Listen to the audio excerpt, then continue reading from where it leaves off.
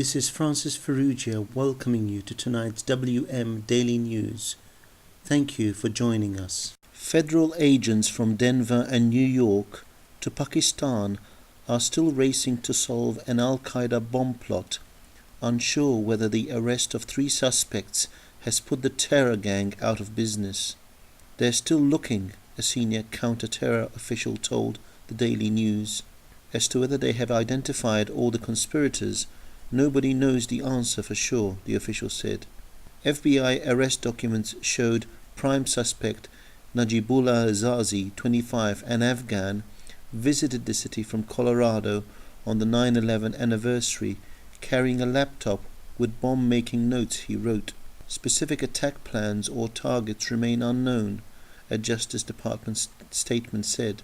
Zazi was collared in Aurora, Colorado, near Denver, by the FBI on Saturday night and was charged with lying about the bomb notes. He's likely soon to be slapped with tougher terrorism charges, sources said. Also nabbed for lying to feds was Flushing Mosque Imam Ahmad Wise Azafali, 37, an NYPD snitch who the FBI says alerted Zazi and his father Mohammed, 53, after cops quizzed him about the son. On a laptop in Zazi's impounded rental car, the New York Police Department found photographic copies of handwritten notes on making bomb fuses, U.S. officials disclosed. Zazi, a Pushtun, used an email address to send the images to himself under the alias Kado Khan, an 18th century Afghan executed for plotting to kill a Pushtun tribal king. The FBI and NYPD grew alarmed that Zazi and his pals might be planning an imminent attack when they found backpacks and cell phones in an apartment. They also learned Azali and other Zazi associates tried to rent a 26-foot U-Haul truck the day before Zazi got to Queens. The feds still don't know whether the chosen weapon was a truck bomb or a backpack bombs. Zazi has repeatedly denied being a terrorist. The court documents confirm that he offered to admit to the feds that he visited the Al-Qaeda camps, as first reported by the news on Friday. Al-Qaeda has long sought operatives with clean passports who can travel easily into the US, as Zazi did for years after visiting Pakistan. His most recent trip was in January, the FBI said. Today we feature in some length the visit of the relics of Saint Therese of Lisieux in England between the 16th of September and the 16th of October. Regarded with some suspicion by other Christian denominations, historically this major Catholic event in Great Britain, whilst greeted with some curiosity, is receiving wide acclaim in the Catholic Church. Nonetheless, a relic is either part of the physical remains of a holy person after his or her death, or an object which has been in contact with his or her body.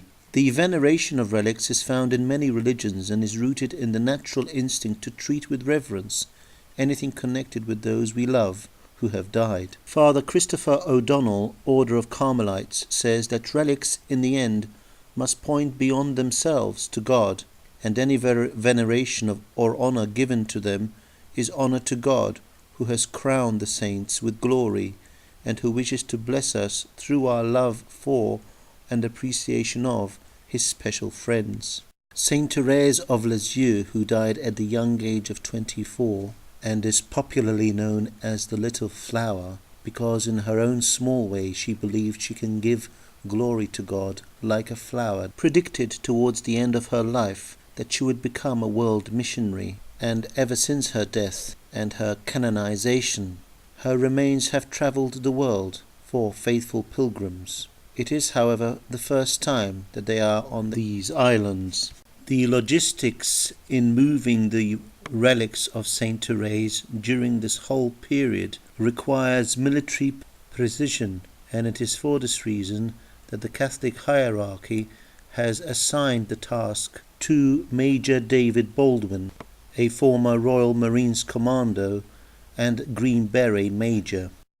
On Sunday, the relics were placed at Birmingham Cathedral for making their way to various other parts of the country, including Cardiff, Liverpool, Lancaster, York, Newcastle, Manchester, and London.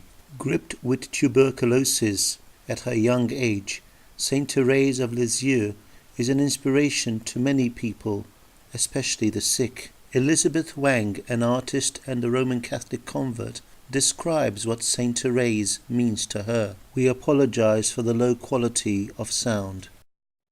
When I was first married, and I was ill incidentally for a number of months, and I was at home not well enough to work, I had an awful lot of time for reading.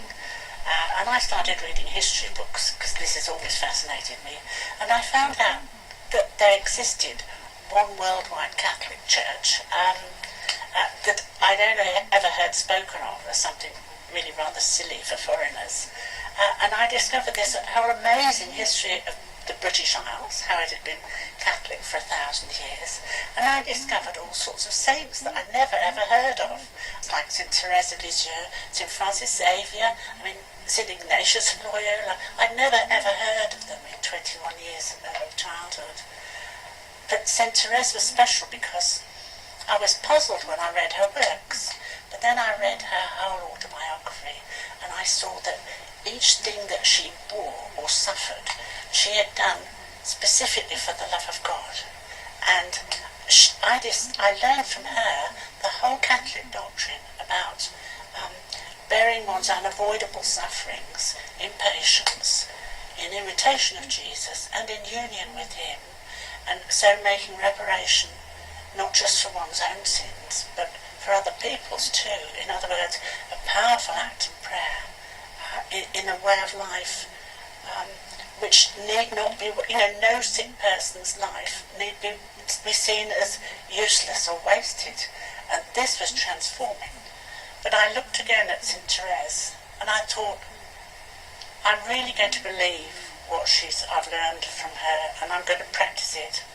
And I thought, even every time I have to drag myself up the stairs, I'm going to offer up each step to the Lord with him for other people who have unbearable sufferings to bear and perhaps are trying to bear them without any faith, without any of the comfort that comes from prayer.